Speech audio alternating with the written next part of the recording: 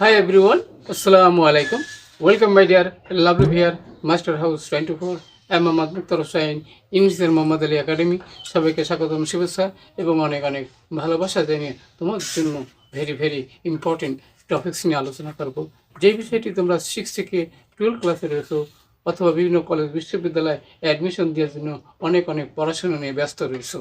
আজকের ভিডিও থেকে তোমরা সেই বিষয়টি হচ্ছে বন্ধুরা right form of how to use how to solve in English grammar. তোমরা কীভাবে সেই right form of verb number person tense অনুযায়ী কীভাবে পরিবর্তন করা হয় সেই বিষয়টি চমৎকারভাবে আজকের ভিডিও থেকে তোমরা জানতে পারবে। আর তোমরা যারা আমার চ্যানেলে নতুন রয়েছো অবশ্যই চ্যানেলটি সাবস্ক্রাইব করবে। আর যারা সাবস্ক্রাইব করবে thank you so much. So no more talk, now go to our whiteboard, try to understand. Today's lesson, right form of verb, how to use, how to solve, how to write in English grammar. তোমাদের কাছে ছোট্ট একটি প্রশ্ন থাকবে।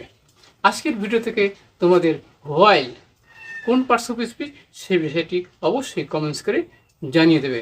আর সেই বিষয়টি জানতে প্রথম থেকে শেষ পর্যন্ত অবশ্যই আমার সাথে থাকবে বিষয়টি জানতে। So get start. Hello my dear lovely viewers, আমি বলছিলাম right form of verbs how to use in English grammar.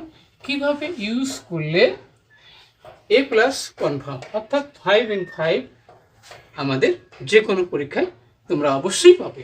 আমার এপিসোড হচ্ছে 105 নম্বর ভিডিও। আর আজকের এই ভিডিওতে আমরা জানতে পারবো এই রাইট ফর্ম অফ ভার্ব কীভাবে পরিবর্তন করা হয় সে বিষয়টি চমৎকারভাবে জানবো। সেই সাথে আমাদের ওয়ার্ড মিনিংগুলো জানার প্রয়োজন আছে, না হলে আমরা এখানে সুন্দরভাবে সেগুলো আমরা ইউজ করতে পারবো না। তাহলে প্রথমে আমাদের আছে বন্ধুরা ওভারকাম মানে জয় করা, রাইজ মানে উঠা, বি মানে কি হওয়া, এনজয় মানে উপভোগ করা। এবার আছে বন্ধুরা কাম মানে আসা, সাফার মানে ভোগা বা কষ্ট করা, ওয়াক মানে হাঁটা, ফ্লুট মানে দূষিত হওয়া বা দূষিত করা। এবার আছে হ্যাভ মানে আমরা আসে, হ্যাভ মানে পাওয়াও কিন্তু হয়। তাহলে এখানে এমন একটি বিষয় আমরা অবশ্যই জানার চেষ্টা করব, সবাই আমার সাথেই থাকবে।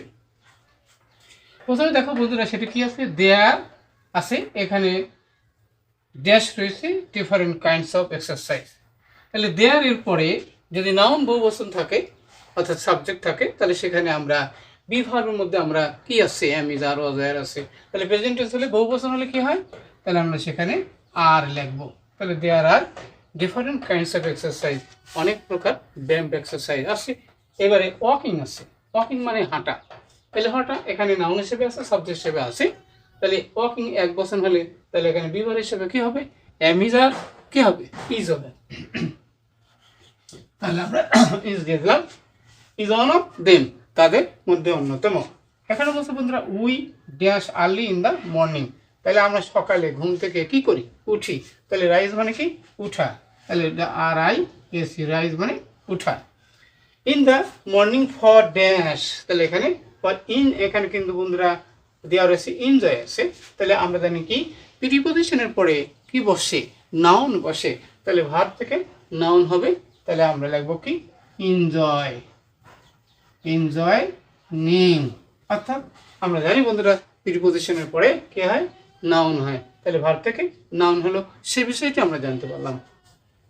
এ মর্নিং ওয়াক। এবার বন্ধুরা আমরা বলছিলাম যে হোয়াইল, হোয়াইলের পরে এখানে আমরা যে ভার্ব পাবো সে ভার্ব কি হবে। তাহলে হোয়াইলটা কি, তাহলে হোয়াইলটা ভার্ব নাকি কনজাংশন।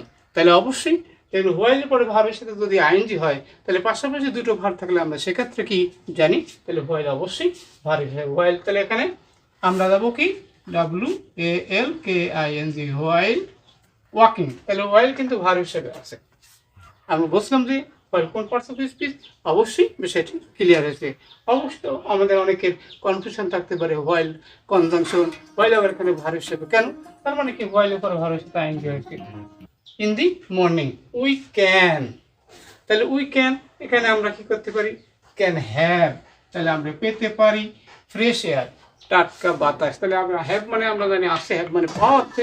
তাহলে we can have fresh air, but in the towns and সিটিজ air is being আছে। তাহলে আমরা জানি বন্ধুরা যে প্যাসিভ ভয়েস যদি হয় তাহলে মূল ভার্বের কি অবস্থা হয়, তাহলে মূল ভার্ব পাস্ট পার্টিসিপল হয়, আমরা সবাই জানি POLUTED, polluted মানে দূষিত হয় ইন মেনি ওয়েজ।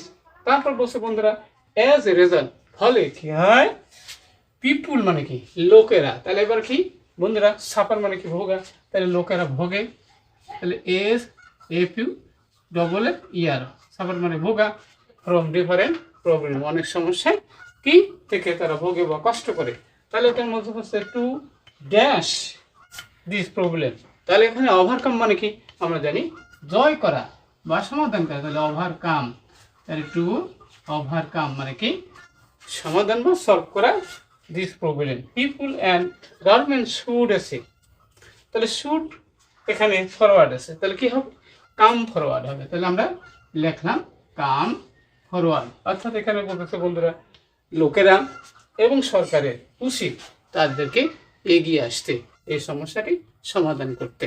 আজকের ভিডিও থেকে অবশ্যই তোমরা বুঝতে পারছো কিভাবে হোয়াইল কোন পার্সেন্টেজ এবং বিভিন্নভাবে যে ভার্বের পরিবর্তন হয় সেই বিষয়টি অবশ্যই তোমরা সুন্দরভাবে বুঝতে পারছো। কোথায় সমস্যা থাকলে অবশ্যই কমেন্টস করে জানিয়ে দেবা। সবাই সুন্দর এবং সাকসেসফুল কামনা করি। তোমরা যে কোনো পরীক্ষায় তোমাদের ইন্টারমিডিয়েট পরীক্ষার রেজাল্ট হবে, সবার জন্য দোয়া করি, সবাই যেন পরীক্ষায় সাকসেসফুল হও, গোল্ডেন প্লাস পাও, সে দোয়া এবং আশীর্বাদ করে এখানে বিদায় নিচ্ছি। আল্লাহ হাফেজ।